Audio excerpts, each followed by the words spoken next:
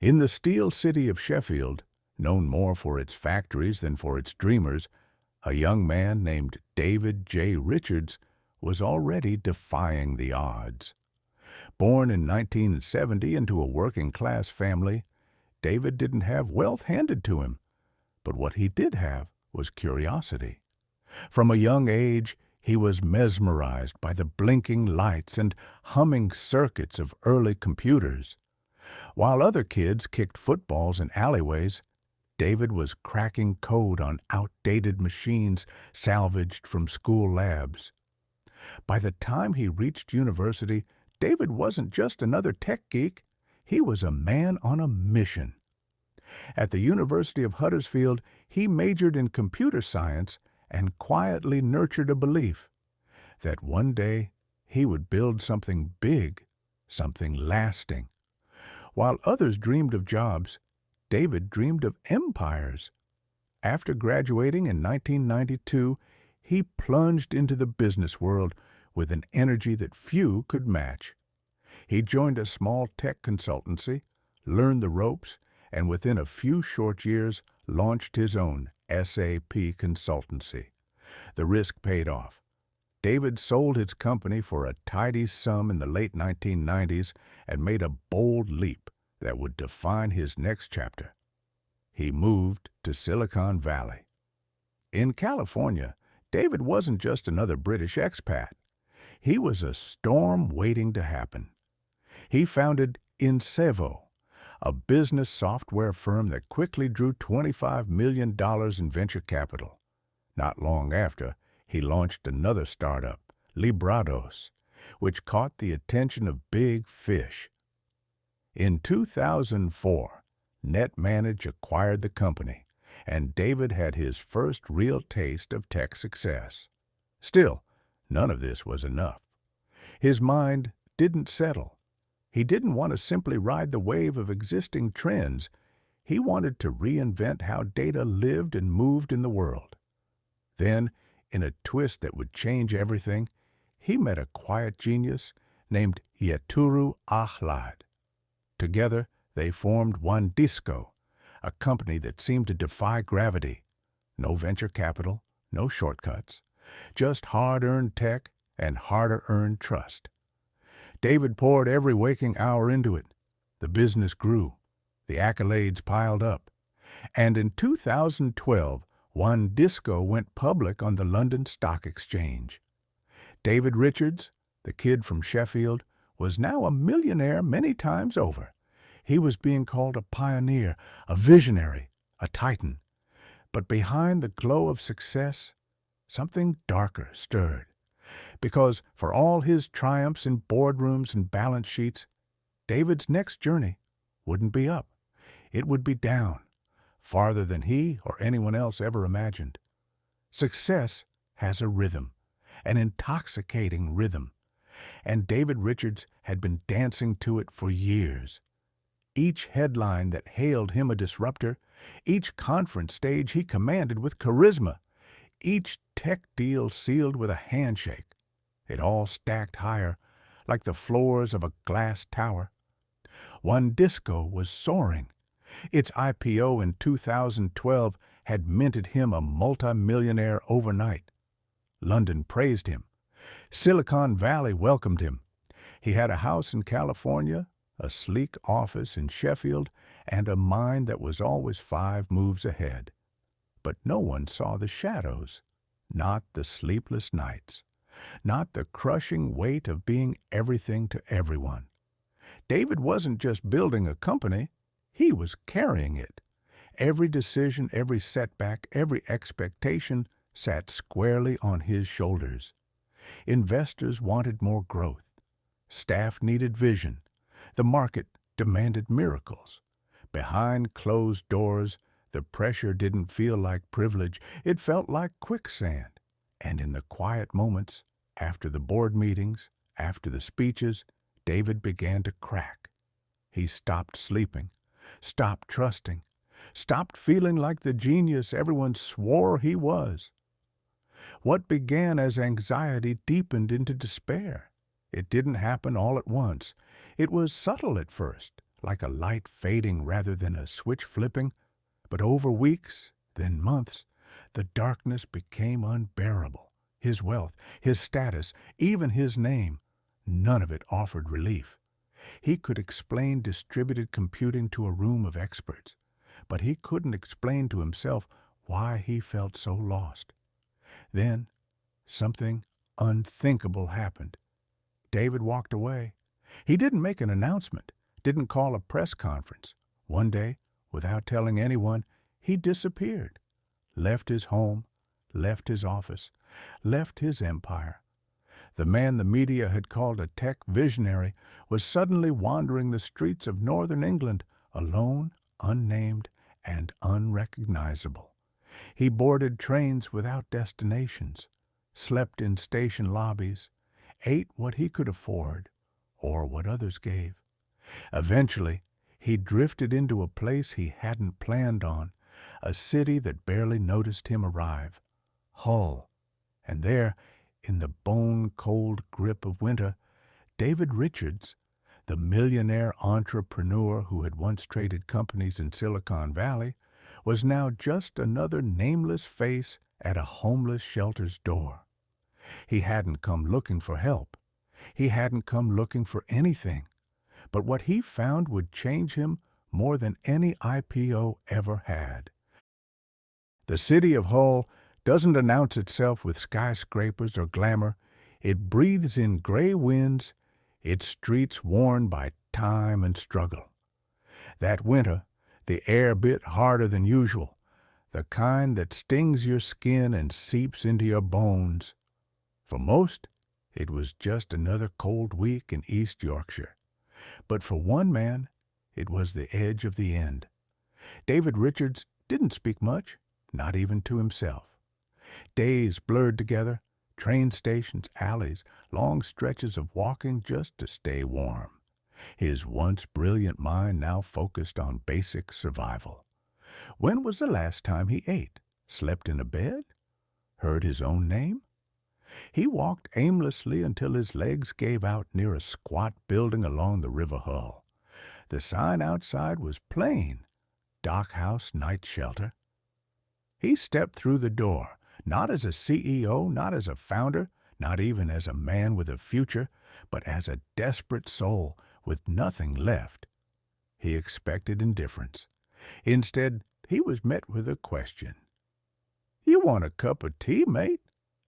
It was a simple sentence, no judgment, no questions, just warmth, in a mug and in the eyes of the volunteer who handed it to him.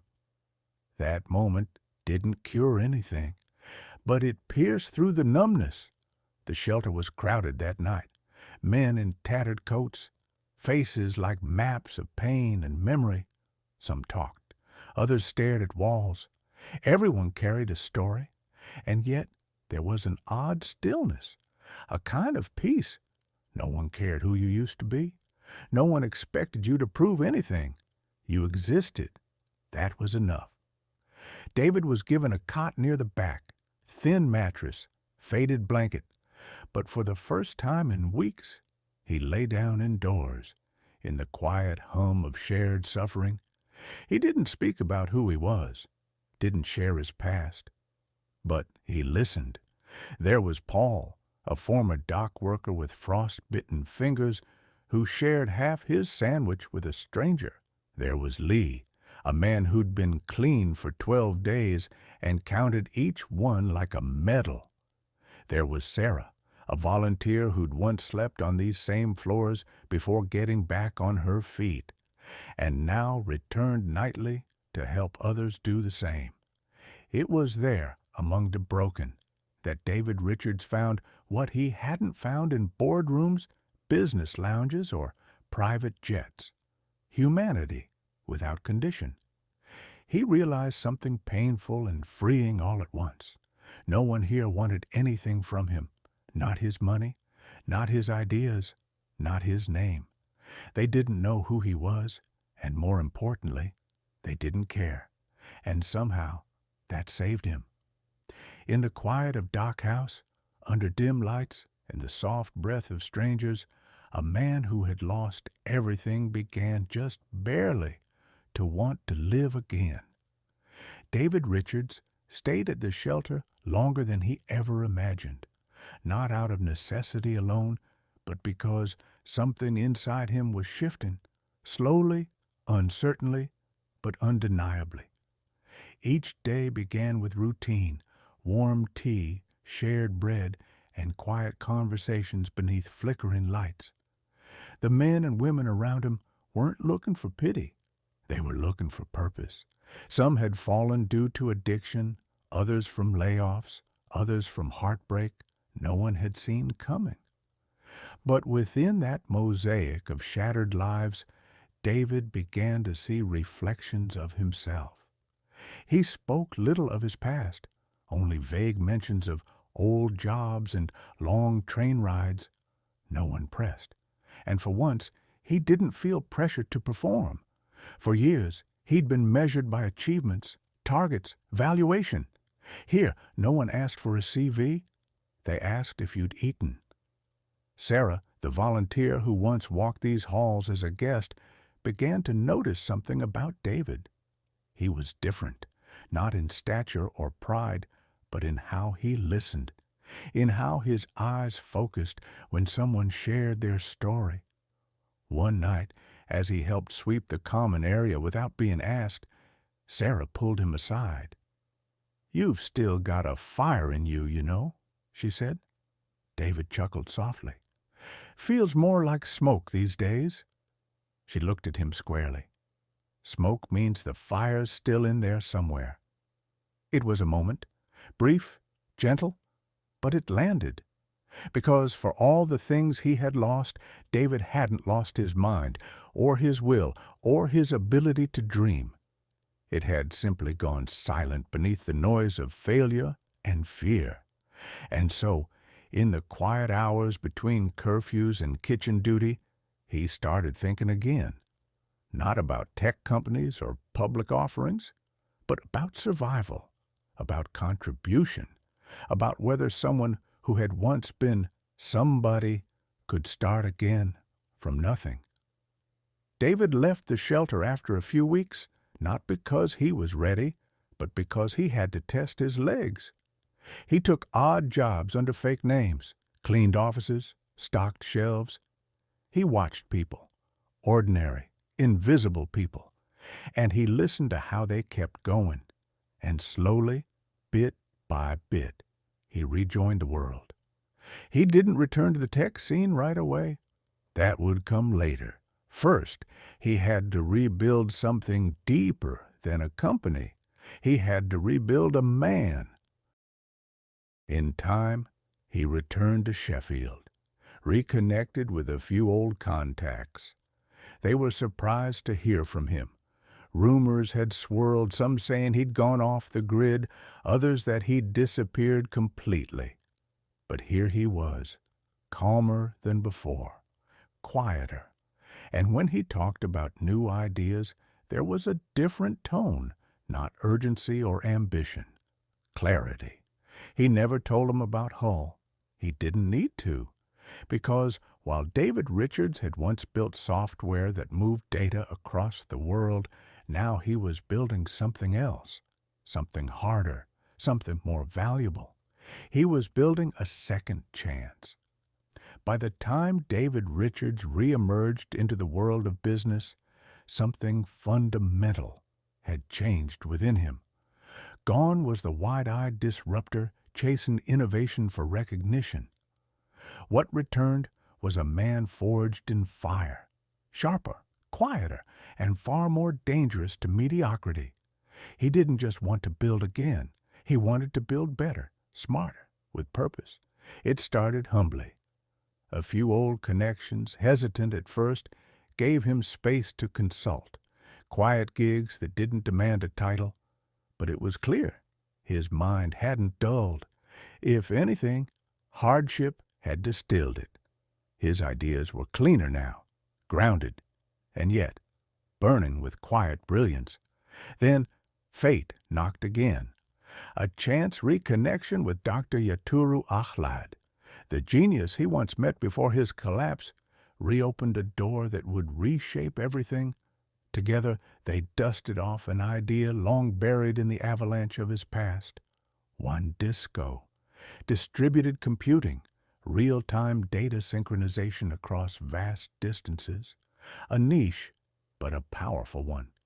David had no interest in chasing venture capital. He'd seen what easy money did to a company's soul. This time, it would be built on grit, on truth, and on pain that had taught him patience. For years, they bootstrapped, pitched, coded, failed, tweaked, and slowly, customers came. By 2012, One Disco had done the impossible. It went public, a tech IPO without outside investors, and David Richards stood once again on a stage, ringing the bell on the London Stock Exchange. Cameras flashed, headlines roared. He was back.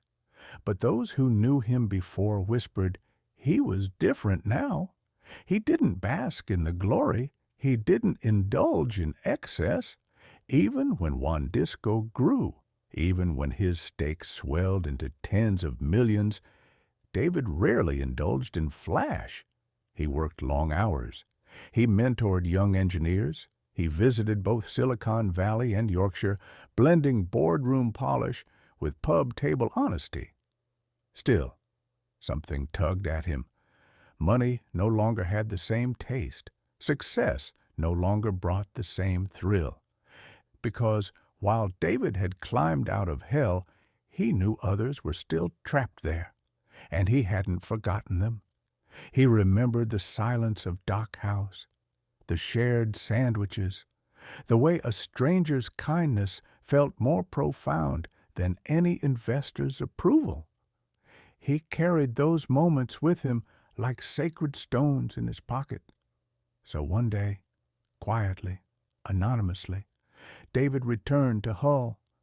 He walked the streets alone, unnoticed. The shelter had changed, but the souls were the same. The city was still struggling, still trying, still quietly heroic.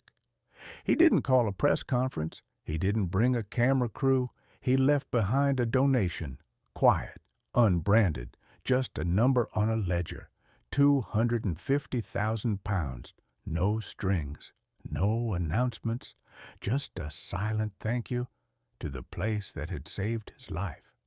Then he left Hull as quietly as he had come, not out of shame, but out of reverence, because for David Richards, this wasn't charity. It was a promise kept. David Richards could have stopped there. The public thought they knew his story. Brilliant tech entrepreneur, millionaire, IPO success, a few bumps along the way, and a comfortable return to the top.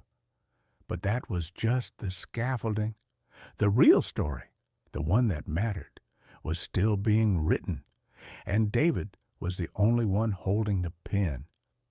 With One Disco thriving and the sting of the past still smoldering in the corners of his memory, David began asking himself a new question.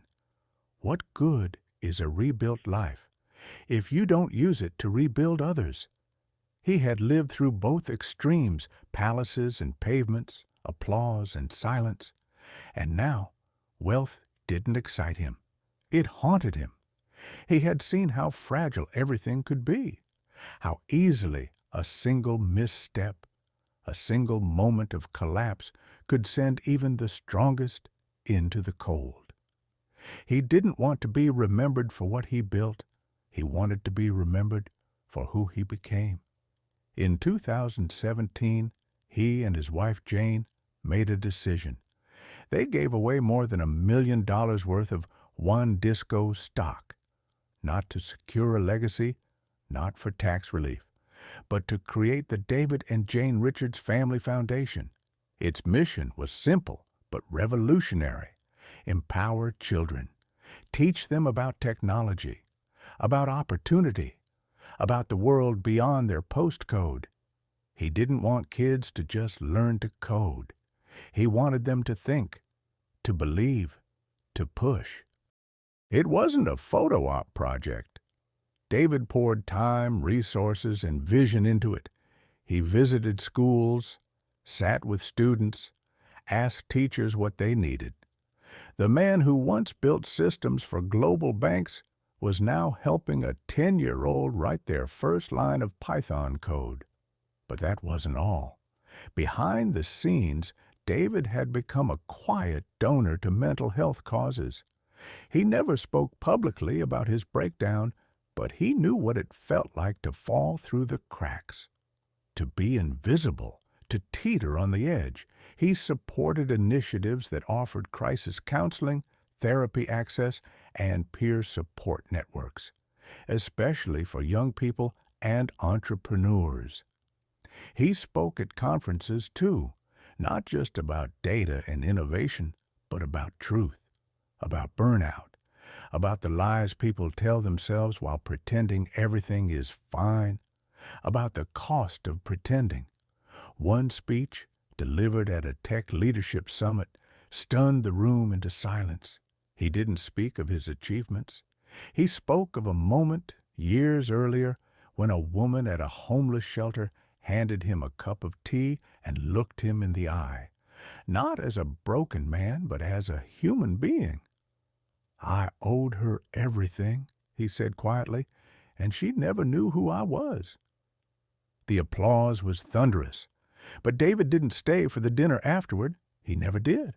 Applause wasn't the goal. He'd had that once.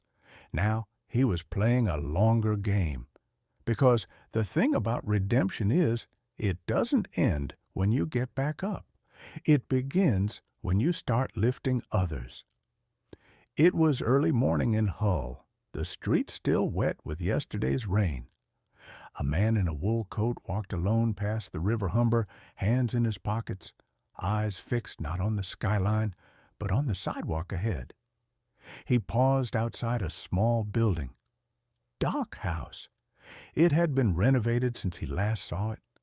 Brighter now, new windows, a security camera above the door, but the bones of it were the same. He didn't go in. He stood there for a moment, long enough to catch his breath, long enough to remember. Then he turned and walked to the next street over to a quiet office that housed the administrators of a local charity network. He gave a name they wouldn't recognize. A short conversation, a form signed, a bank transfer made, £250,000. He asked for no receipt, no plaque, no announcement. When the coordinator asked if he wanted to designate the gift to anything specific, he said, "Use it where it hurts the most." And that was it. He left the same way he had arrived, alone, unnoticed, and without fanfare. Later that month, a wave of support swept across Hull's shelters. Beds were upgraded, outreach teams expanded, new volunteers were trained. A mental health counselor was hired part-time for the first time. No one knew the donor's name, and that was exactly how he wanted it. Because David J. Richards didn't need credit. He had already been rich once. Now he was something else entirely. And he walked back into the world, lighter than ever, leaving behind nothing but warmth, where once there had been cold.